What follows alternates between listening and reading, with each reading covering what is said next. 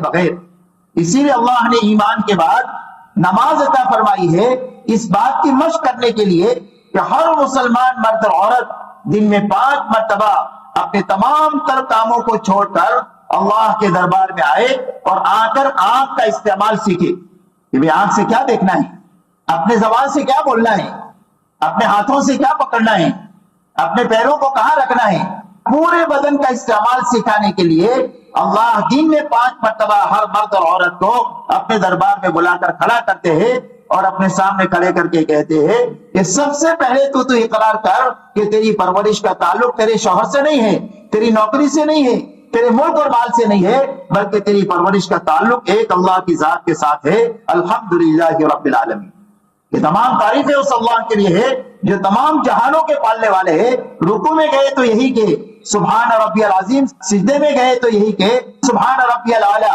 تسبیح رکوع اور سجدے میں کہ بھئی پاک ہے میرا پروردگار جو میرا پالنے والا ہے، پالنہار ہے، میری تمام ضرورتوں کو ہر حال میں پورا کرنے والا ہے. میری ضرورت کے پورا کرنے کا تعلق کسی مخلوق سے نہیں ہے، اللہ کی ذات کے ساتھ.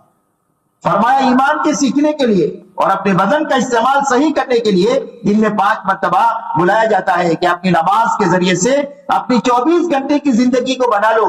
جس طرح نماز میں آ کر اللہ کے حکم کے پابند ہو، اس طرح گھر میں بھی پابند اور کاروبار میں بھی پابند.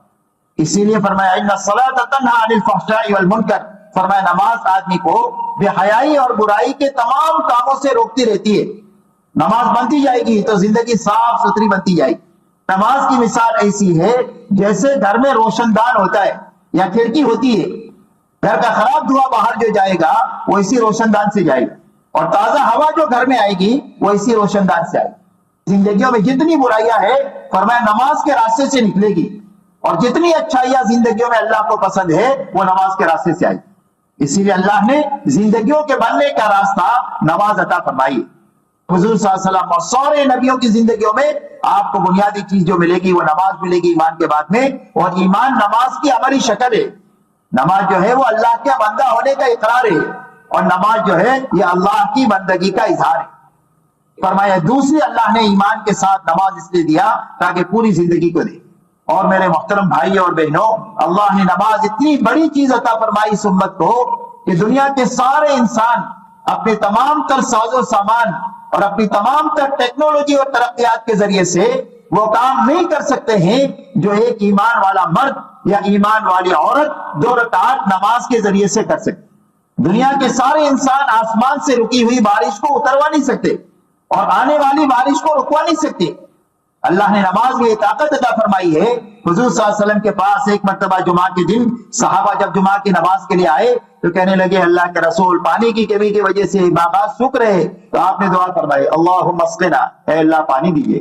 جمعہ کے بعد نماز کے لیے دعا مانگی، بارش شروع ہوئی، اتنی ہوئی کہ 1 ہفتے تک ہوتی ہی رہی. پورا مدینہ پانی کے اندر میں ڈوب گیا. دوسرے جمعہ کو آ کر کہا اللہ کے رسول پانی تو بہت ہو گیا، دعا کر دیجئے. تو آپ نے دعا کر دیا اللہم حوالینا ولا علینا، اے اللہ ہمارے یہاں سے تو نہیں، اطراف میں آپ بہائیے. تو مدینہ بھی بند ہو گئی. حضرت عمر کے زمانے میں قحط سالی ہوئی اور اس قحط سالی کے اندر میں بہت زیادہ نقصان ہو رہا تھا.